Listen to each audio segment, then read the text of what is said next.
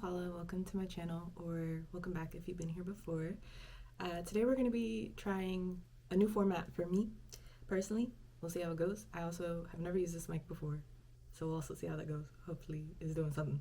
But yeah, last night I was reflecting on my relationship with content creation, and I realized that in order for it to be sustainable for me, I have to approach it in a way that feels fun and easy, which is like, you would think that's a no-brainer, but I think as someone who consumes a lot of content and has had multiple attempts in trying to build a platform or just like create an online space for me that feels reflective of my values and my desires and all the things, I kept finding myself in this cycle of trying to create like the people that I admire or like the people whose content I enjoy. For example, there are people that I watch that do vlogs and they do a lot of quick edits and they do all the sound effects, and that is so fun for me to watch. However, editing is so stressful. So that's not something I would enjoy making unless I had help. And in another context, like there are some creators that I love that are so good at like video essays and stuff. And again, I love to watch it. However, I don't actually feel like I would survive doing the amount of research and writing and synthesizing of my thoughts to enjoy it. That's not to say that I can't do it, but just because you can do something doesn't always mean that you should. And when I was thinking about the times where I shared my voice and I could see the light bulb moment in other people's eyes, it was always from a place of me just responding to something and me just flowing in my own thought process, as opposed to trying to package something to be consumed. And that's the other thing I realized, as online creators, I think there's this dynamic of balancing like wanting to create art, wanting to show up authentically online, but also like, because of capitalism, it has become this thing where you're packaging yourself to be consumed, and I don't enjoy that process. I enjoy curating things. I love making a little vibe, you know what I mean? Because that is an expression of my artistry, but I do not like having to package myself, and I, am in this place where I'm evolving in my own journey and in my role as a business owner. I'm an intuitive personal growth coach and storyteller. Even that, I'm like, gosh, I'm just a person. But I know that I need to name things so that people can understand like who I am and what I do. But I was like, all right, I'm gonna change my title so that it's more easy to understand. Because before I was saying that I am a sacred artist and an intuitive guide, which are also both true, but I think the average person may not have a clear sense of what that means right off the bat, right? And then I was starting to get all these posts on Pinterest and Instagram of like, oh, these are all the different hooks that you can do, blah, blah, blah, blah. And I'm sure I could do those and be sufficient at them and be good at them. But at the end of the day, if I'm going to do this consistently with some degree of sustainability, I have to enjoy it. And the thing that I enjoy the most is just yapping with no plan, no script, no nothing. But to help me with that process, I decided that I'm going to pull a card from my Lineages of Change tarot deck that I got last year as a graduation present from a dear friend. I'm going to pull a card from the deck, and then I'm going to read the description, and whatever question comes up is the question that I will be answering and responding to. Because I'm not going to sit here and pretend, oh, so many people are asking me these questions. I have 38 subscribers on here. Like, let's be for real. So yeah, with that being said, we're just going to jump into it. I'm not going to over-explain. Whatever needs to come through as I will come through. So yeah, I'm gonna just trust the process and trust that this finds whoever it needs to find, because I missed the days of YouTube where it was just people playing and having fun and not taking it seriously. So that's the energy I'm trying to bring back. But in my own witchy way. I guess you could consider this channeling. I don't know if I even want to like take it there, because I think that's a different energetic setup. But I'm just trying to be open to whatever feels right to share, and hopefully it, creates a spark for you. Oh, we got the Mother of Air reversed, number 13. Air makes sense because, the air suite, the sword suite in tarot is associated with thoughts, communication, intellect. So here we are. Let's see. My brain just went, we just got a letter. I'm sure that probably means something. Okay, so Mother of Air. The keywords are perceptiveness, directness, determination, sharpness, honesty, and self-awareness. This card speaks to moments of masterful precision when we can speak clearly, perceive quickly, and know what we need to work on to fulfill our calling. Is it possible for you to cut to the essence of the matter without wasting any of your miraculous energy? You see how spirit be dragging me? I was just talking about this. In reverse, are you not wielding the truth that you know so clearly? Perhaps you should take a moment, gather the clarity available to you, and get precise on what you need to say. What truth wants to come through you? And then there's also usually a quote and an herb for each of these cards. The quote says, "And when we speak, we are afraid. Our words will not be heard, nor welcomed. But when we are silent, we are still afraid. So it is better to speak, remembering we were never meant to survive." Audre Lorde, A Litany for Survival. And then the herb is catnip, aids in removing bad habits, releases anxiety, health in the gut, butterflies in the stomach.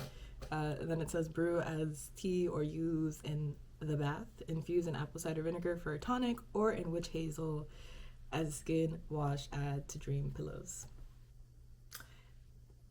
I feel like I explained what my thought process was going into this, but if it wasn't obvious, this is incredibly rude. I don't appreciate it, spirit. But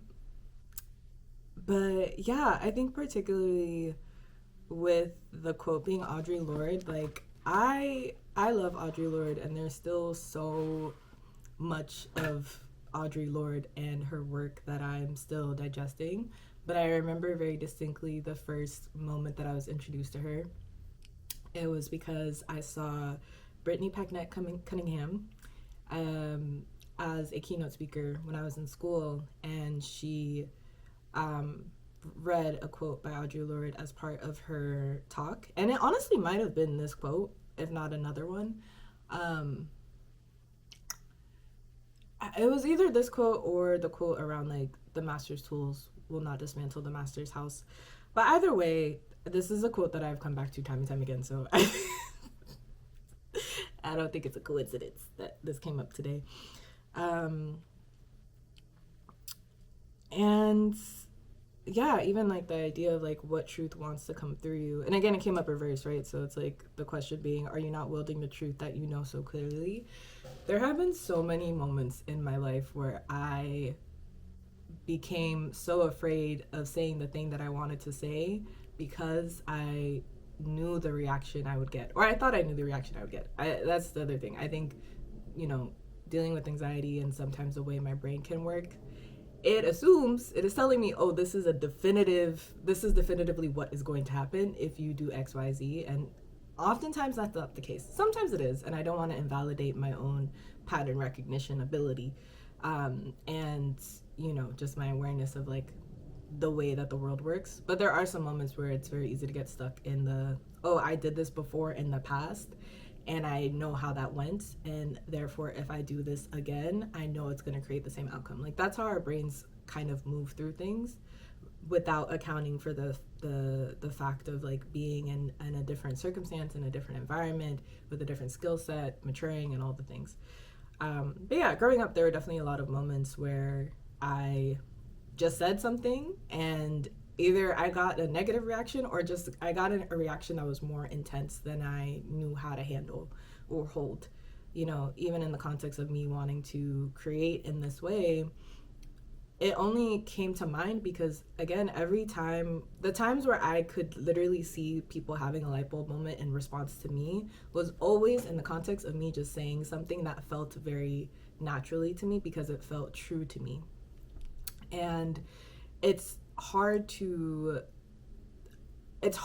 package that. It's hard to over engineer that. Like it just kind of has to come through in the moment. And I think because a lot of us are just trying to survive and navigate the day to day, right? It's like we don't always want to hear the truth. We don't always want to have to, because when you hear the truth, but there's a degree to which hearing the truth really clearly from someone or having someone mirror to you the things that you have been afraid to admit to yourself activates a response. Like it can be so clarifying that you have no choice but to respond. And I think people can sometimes really resent that and be frustrated by that. And so rather than reconciling with the truth that's coming up and what that truth would require them to do, or what that's asking of them, it's a lot easier to shit on the person who brought it up in the first place. And that has been my experience my whole life, and it's really made it difficult for me to feel comfortable just sharing as freely as I would like to, particularly in the context of like online internet culture right now and cancel culture. It just feels like I'm constantly witnessing people being picked apart for every little thing that they do. And I've been so hesitant to want to share as much as I would like to, with the level of unapologeticness that I would like to, because I don't want to deal with that. That's crazy. I'm just a girl. I'm just a human. I'm gonna make mistakes. I'm not perfect. My thought processes are not going to be perfect. And I wish that it was easier to cultivate a space online where that is honored and that is seen. But again, like when you don't have the tools to separate what you're hearing from someone versus like how you feel about the person themselves, the default is to attack that person because of what they mirror to you and what they represent to you. And as the girlies in the spiritual community say, I am a walking tower moment. I've always been a walking tower moment before I even knew what that meant. And again, that's just like very difficult to deal with as someone who is already very sensitive and moving through a lot of things. And everything that I'm talking about in terms of how I've navigated this in my life so far has come from a place of survival, which is why this quote eats me up every single time, and I probably need to get it tattooed on my forehead. Because it's true. It's like whether or not you speak or not, you are still afraid. And we are not meant to live our entire lives in fear. We are not meant to just survive this life. We are meant to live it abundantly, openly, expansively, and it's scary to have to step out on faith every single time and hope and pray like, okay, I'm gonna say it. I'm gonna say the thing. Hopefully y'all don't eat me up. Hopefully you don't get mad at me because that is what creates expansion and creates possibility for us to move forward. But I'm really setting the intention that whoever happens to find this video is in alignment with me and with my energy and is willing to co-create this space with me where I can feel comfortable sharing my truth, you feel comfortable receiving it, and we all grow and heal and expand in the ways that we need to, because that's what we're supposed to be doing at the end of the day. And I think a lot of that fear-based, punishment-based energy on the internet is just a reflection of our broader culture in terms of how we police each other and keep each other in line in service of systemic oppression. So yeah, that's that. But yeah, let me close the window real quick. This is getting chilly. Alright, what truth wants to come through me? I don't know. I'm also, in terms of my intuitive gifts, I am more claircognizant than anything, which is also a gift that I've struggled with embracing because I just be knowing shit and I don't know how I know. And it's hard, or it's been hard for me sometimes to feel like I have to over-explain myself to people in order to be understood, when it's like, the reason I know something is not something that I can easily, break down to someone in a 5-step explanation. It's just what I know. So it also makes it hard for me to navigate, because that type of, your intuition is very spontaneous. It's not, I mean, you can always ask for questions and receive an answer, but it just be happening. I don't know. It just happens. So I'm I don't really know. It really depends on the day. what truth wants to come through me. Um, but let me tune in. Is there anything specific y'all want me to talk about? Like, in what sense are we? What kind of truth, and what area?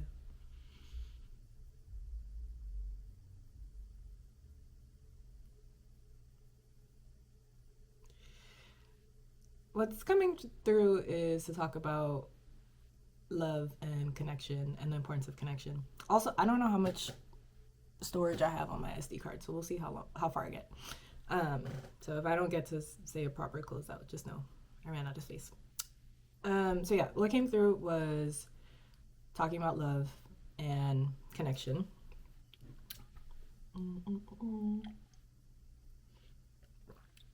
Which is also rude because I've, you know, I'm definitely in a more avoidant energy, I think, in this phase of my life when it comes to romantic relationships specifically.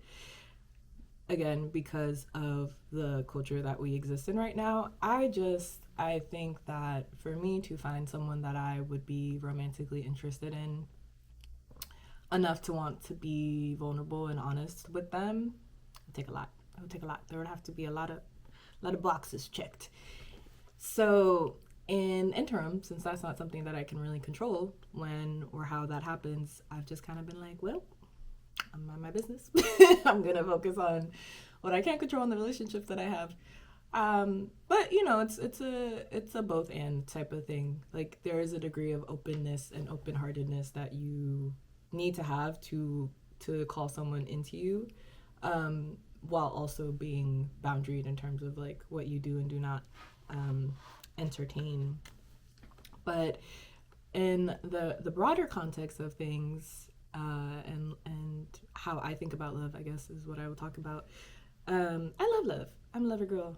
Always have been. Always will be. I don't care. I don't care if it's not trendy. I don't care if we're in a fuck bitches get money type of era. I don't care. I'm a lover girl. That doesn't mean I have no boundaries or that I'm naive. It just means that I love love. And when I am surrounded by love, when I can feel the imprint of love in all parts of my life, I am a happier person. I am a happier version of me. And I, have been privy to spiritual spaces that, will say that there is an influx of love, like energetically, coming onto the planet right now, which I think is important. And I, particularly because when I think about love as an energy, I think of love as something that is expansive, that forces us or pushes us or asks us to grow in a particular direction. And that's why I love love, because I love that feeling of like, ooh, like my energy field is open. I'm like, I could stretch, I could do what I need to do. Like, let's go. You know what I mean?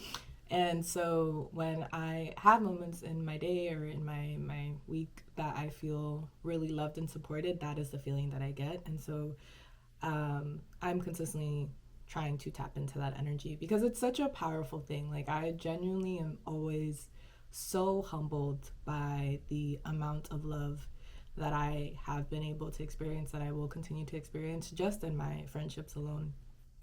And I am the type of person that is um, I'm very committed in my relationships. And I guess I could talk about this because I don't feel like this is really perceived as normal.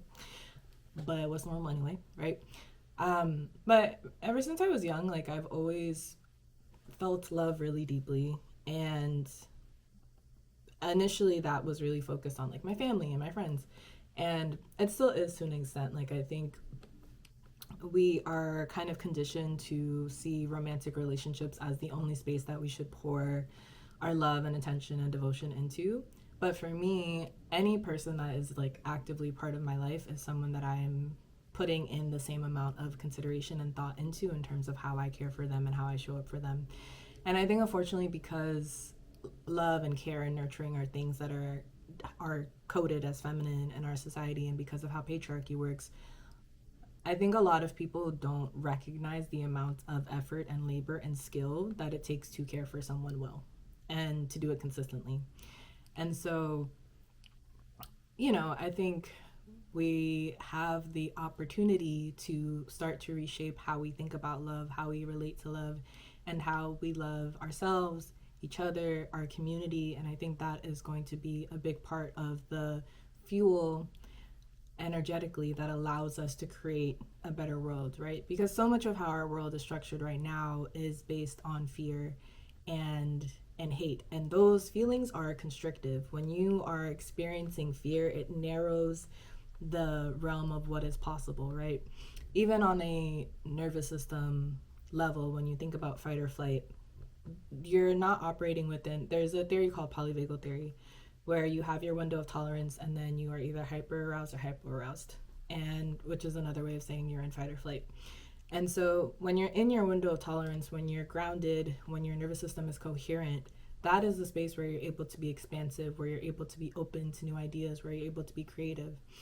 And that is not easy to control, right? But when you are in a more constricted state, what you're going to do is like more predictable, because you're going to fall into your survival skills, you're going to fall into old patterns, right?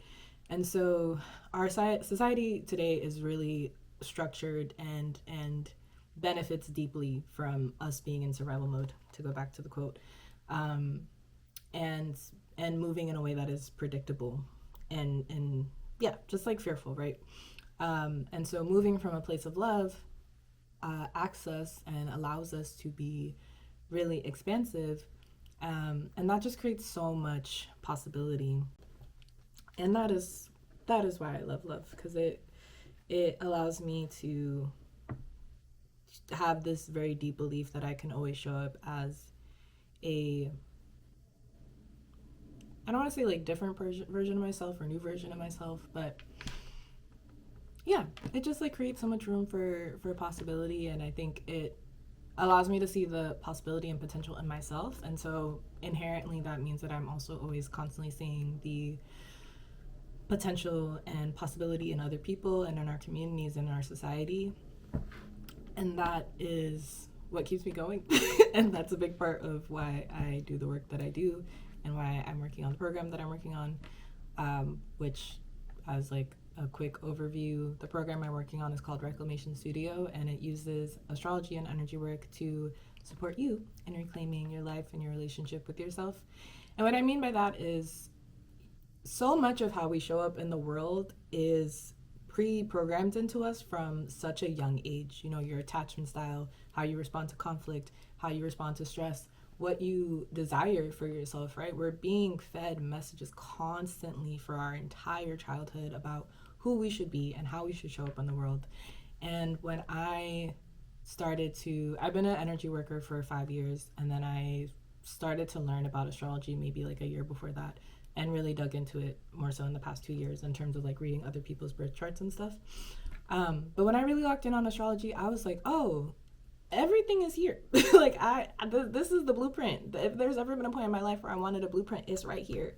And there are all these aspects of myself that I was fighting against because it didn't match what I thought was the ideal or how I thought I should show up. And there's so much room that's created when you're not constantly in resistance with yourself. And obviously, like, astrology is not a perfect system. There's no perfect system, right? There's no perfect way to like fully heal and fully remove the impact of systemic oppression, and like fully show up authentically. Like, it's such an ongoing process, and there's so many things that add to it and help refine like how you show up in the world. But ultimately, I believe that the more of us that are able to reclaim our sense of self from these systems and show up authentically, the more energy that we can pour in to creating a better world and creating the new world that's coming through, whether or not we like it.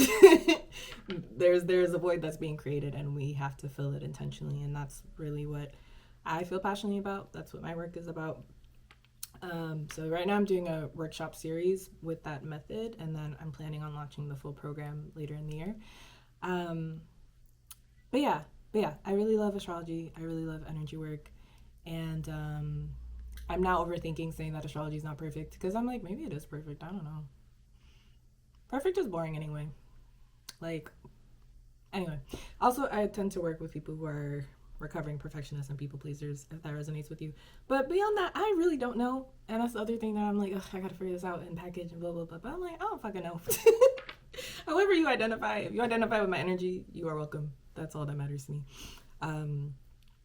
But yeah, I guess that's the truth I wanted to come through today.